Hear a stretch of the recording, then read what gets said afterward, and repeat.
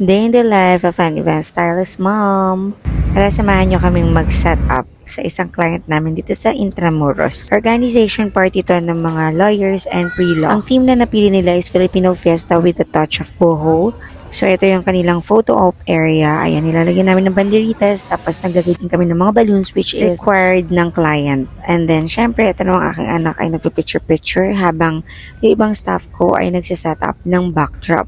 10 years later, ayan, na-set up na namin yung backdrop. Nag-provide din kami ng LED wall. Then, here naman yung pinaka-entrance arc decor nila. Nilagyan din namin dyan ng poster signage. May mga balloons din dyan. Ito yung tunnel. Maiksing tunnel lang yan. Nilagyan lang namin ng pillars. 1 PM nandito na kami para makapag-ingress, pero 2 o'clock kami nag-start mag-set up. Sobrang laki na itong venue na to kasi yung attendees nila is 275 to 300 bucks. After namin makapag-set up, nagutom kami, kaya kumain kami sa Mang Inasal. Ayun lang mga mi, salamat sa panonood, babush!